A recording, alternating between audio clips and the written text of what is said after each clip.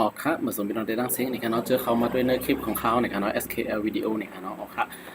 อันนี้ก็ให้เขามาเยอะในการเนาะอย่าลืมติดตาม subscribe ในการเนาะได้ไลค์ได้แชร์บันอีกหนึ่งในการเนาะออกครับ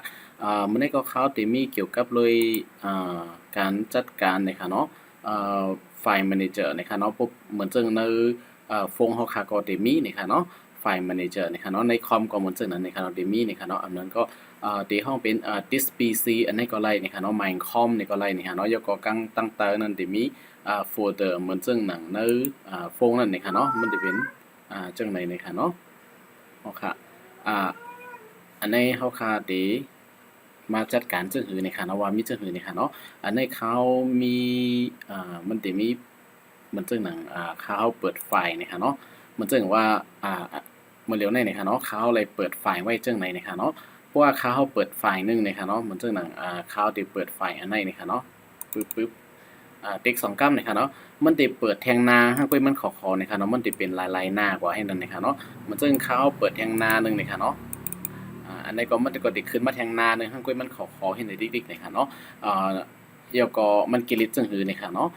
หนังคือมันปกติให้เฮาคาถอยกว่าตั้งหลังเอาจังนั้นเนี่ยค่ะเนาะมันติมีลายต่างวันเนี่ยค่ะเนาะพวกเฮาคาเฮ็ดจังไหนเนี่ยค่ะเนาะพวกเฮาคาติ๊กสองก็ให้เปิดมันก็เปิดมาเป็นหน้าต่างเหมือนหน้าต่างเหมือนเป็นวินโดว์เหมือนเส้นหนึ่งติ๊กๆในค่ะเนาะค่ะเฮาค่ะก็ติไล่มาซาวซูมเข้ายามสีติมาไล่หาปิกมันกับอันจังไดนี่ค่ะเนาะค่ะกล้วยกามันก็มีพรหลีตั้งหลีหลีมันก็เหมือนจังว่าเฮาขาดไล่ปิกเนี่ยมันก็ได้ซุ่มเข้ายามเฮาเนี่ยค่ะเนาะกล้วยกาแทงลองนึงสังซึ่งว่าเฮาขาดรูก็ปีไฟล์ทีนึงใส่ทีนึงในแต่ก็ติมีพรหลีนี่ค่ะเนาะเหมือนจังหนังที่ในนี่ค่ะเนาะข่าวที่ย่อก่อนนี่ค่ะเนาะเหมือนจังที่ในนี่ค่ะเนาะ เขาคามีไว้ที่ในหน้าต่างอันใดอันหนึ่งนะคะเนาะแล้วก็เหมือนจึงหนังว่าเขาคาใครcopy ทางที่อันหนึงนะคะเนาะเหมือนจึงข่าวเข้ากับดีเนอร์this background photo นะคะเนาะเข้ากับดีเนอร์นี่ค่ะเนาะมันก็เด็กเปิดมาทางหน้าหนึงนะคะเนาะเหมือนจึงไหนมันก็ได้มี2หน้ากว่านี่ค่ะเนาะเหมือนจึงเขาใคร copy เอา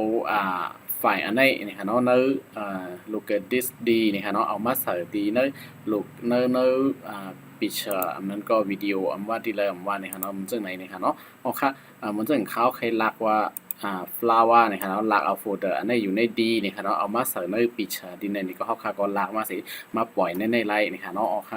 อันนี้ก็เฮ็ดให้เขาค่ะ copy ไฟล์ยุบย้ายง่ายเนี่ยครับเนาะมันออกมา2หน้าต่างจังไหนเนี่ยครับเนาะกุ้ยกาสังสือตอนดับเพิ่มเกี่ยวเนี่ยครับเนาะใครให้มันมีวินโดว์หน้าต่างอันเดียวเนี่ยครับเนาะทำติกิริจังขนาดนี้ครับค่ะก็ตีเลยเข้ามาดีวิวดีในค่ะเนาะในมาหลังนี้ได้เกลิดในค่ะเนาะมาดีวิวในค่ะเนาะดีในเหมือนเช่นเขาเปิดมาใหม่ๆมันจะเป็นม็อกกันไนก็ในค่ะเนาะจะมีม็อกตั้งเหนือจะมีม็อกกันไนในค่ะเนาะจะมีโฮมในค่ะเนาะแล้วก็แชร์แล้วก็วิวในค่ะเนาะแชร์ในแชร์กว่าดีปรินเตอร์อันนั้นแฟกอันนั้นก็ดีซีดีดีวีดีนี่ค่ะเนาะแล้วก็จะมีวิวดีในนี่ค่ะเนาะวิวดีในเขาค่ะเลือกไล่วิว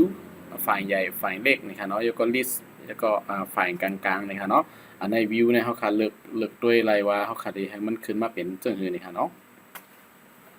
อ๋อค่ะแล้วก็ที่ในเขาขามาด้วยไลน์กีริดอย่าให้หน้าต่างวินโดว์มันขึ้นมาหลายๆอันนี่ค่ะเนาะอ๋อค่ะเขาขาก็มาดีวิวนี่ค่ะเนาะแล้วก็มาดีออปชันนี่ค่ะเนาะออปชันนี่ค่ะเนาะดีในค่ะเนาะดีนะครับมันจะมีออปชันดีในนี่ค่ะเนาะ change folder and search option นะคะเนาะแล้วก็จะมีAcrobat PDF อ๋อค่ะที่ในเขาค่ะก็เด็กเขาก็ดี change folder and start option นะครับเนาะเด็กก็อันเนื้อนี่ครับเนาะเขาคำว่าเด็กที่ในนี่ครับเนาะแล้วก็ดีที่ในดิเมน this PC นี่ครับเนาะ quick access นี่ครับเนาะที่ในมันจะมีว่าเขาคัดเลือกที่ในไลน์นี่ครับเนาะที่ในมันจะมีว่าอันตั้งเหนือในนี่ครับเนาะ open each file in the same window นี่ครับเนาะอ๋อค่ะอันในว่า in the same window ในหน้าต่างอันเร็วนี่ครับเนาะมันก็ดีซ่อนๆกันกว่าจึงนั้นนี่ครับเนาะพอคันเลือกอันเนื้อนี่ค่ะเนาะเมื่อไกลในเขาติ๊กเฮ็ดสังไรมันออกมาหน้าต่างอันเหมือติ๊กๆนี่ค่ะเนาะย้อนไปว่าที่ในมันจะเป็น open each folder in its own window นี่ค่ะเนาะเปิดไฟล์อันเหมือในหน้าต่างเหมือนี่ค่ะเนาะในวินโดว์อันเหมือนี่ค่ะเนาะมันจะขึ้นมาเป็นจังได๋นี่ค่ะเนาะย้อนไปนั้นเขาเปิดไฟล์แล้วมันก็ได้ออกมาทางหน้าซ่อนๆกันกว่าติ๊กๆนี่ค่ะเนาะอ๋อค่ะเพราะว่าเฮาค่ามันนั่นเฮาค่าก็ได้เลือกอันดังเหนือสุดๆนี่ค่ะเนาะแล้วก็ติ๊กapply นี่ค่ะเนาะแล้วก็โอเคนี่ฮะเนาะเหมือนเจอในสังเกตว่าเขาติดเข้ากับแทงหน้าเขาเหมือนเจอเขาติดเข้ากับดีมาดีกันเนาะเขาติดมาดีนี่ฮะเนาะแล้วก็เขาติดเข้ากับดีเอ่อ เขาก็ดีเลยดีเลยค่ะเนาะดีกว่าดีmy walk ในก็ไล่เนี่ยค่ะเนาะติ๊กมันจะเห็นเขาติ๊กเขาก็ได้ฟูดได้เนี่ยค่ะเนาะติ๊ก2 กำเนี่ยค่ะเนาะติ๊กอันนี้มันก็ดีขึ้นหน้าต่างอันมาแล้วเนี่ยค่ะเนาะมันก็ดีขึ้นมาทางหน้าเนี่ยครับสองเสื้อขาวเปิดเข้ากับทางที่ในเนี่ยค่ะเนาะติ๊กมันก็ดีกว่าทางหน้าเนี่ยค่ะเนาะมันติมีตีในเนี่ยค่ะเนาะมาได้ this species ก่อนเนี่ยค่ะเนาะแล้วก็มา look at this d เนี่ยค่ะแล้วก็มา my walk เนี่ยค่ะเนาะแล้วก็ cheer visitor เนี่ยค่ะเนาะแล้วก็ติมีมาจือเพลงเนี่ยค่ะเนาะเรียนเขาถึงอยู่ได้เนี่ยค่ะเนาะว่าเขาใครขึ้นหนหลังกว่าเนี่ยเขาก็ถอยกว่าดั้งหลังไล่เนี่ยค่ะเนาะขึ้นกว่ากำอันเจังในเนี่ยค่ะเนาะหน้าต่างมันเตรียมออกมากำหลายๆอันเนี่ยก็ซ่อนกันกว่าติ๊กๆเจังนั้นเนี่ยค่ะเนาะกำพองก็เตรียมฮูดิปิกเนี่ยค่ะเนาะออกค่ะมันได้ก็เขาเลยเอาตัวทุบดังหันตีมีเนี่ยค่ะเนาะเอามาเฮ็ดคลิปเสกขึ้นใน YouTube ปันพี่น้องเขาเนี่ยค่ะเนาะออกค่ะที่ในอันตั้งให้มันออกหน้าต่างน้ำๆอันนั้นออกอันเลี้ยวเจังนั้นเสียมก้าเนี่ยค่ะเนาะดีตั้งในมันจะมีsingle click นะครับเนาะ to open an item นะครับเนาะอันนั้นก็ double click นะครับเนาะ to open an item นะครับเนาะดีนะครับเขาเลยจะไว้ double click นะครับเนาะ to open item นะครับเนาะแล้วก็ดีในนะครับเนาะตัดติ๊ก double click นะครับเนาะเหมือนเจังเขาเหมือนเจังดีในเพราะว่าที่แดงผงแดงเขาขาดเลยติ๊กเหมือนหนึ่งใครเปิดไฟอันไหนนี่ค่ะเนาะเขาขาดติ๊กขวานี่ค่ะเนาะแล้วก็ right click นี่ค่ะแล้วก็ติ๊ก open นี่ค่ะเนาะเปิดจังไหนนี่ค่ะเนาะกุยกาสังเกตว่าเขาขาติ๊ก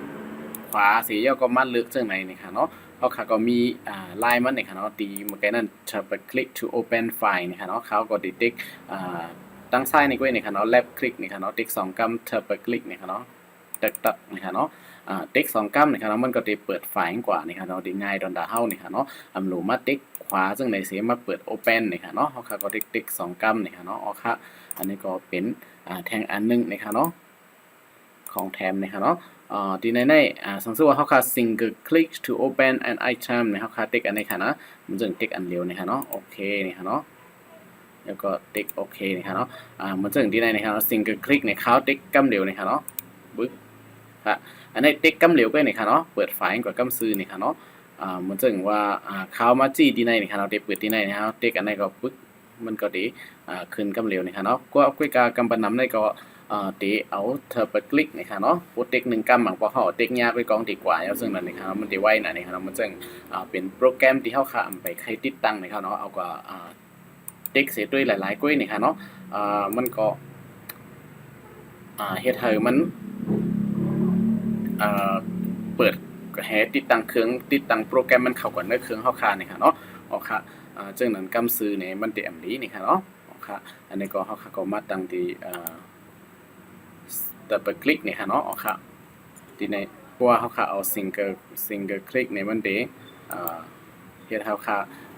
กว่าเด็กเนี่ยเสียนอันให้มันได้เข้าว่าหังกล้วยนี่ค่ะเนาะเฮาค่ะก็ติ๊ก double click นี่ค่ะเนาะอ๋อค่ะแล้วก็จึงในก็อยู่ที่พี่น้องเขาใครตั้งนี่ค่ะเนาะใครเด็กถูกก็ไล่เด็กถูกก็ไล่นี่ค่ะเนาะดีค่ะเนาะshow frequently used in folder นี่ค่ะเนาะ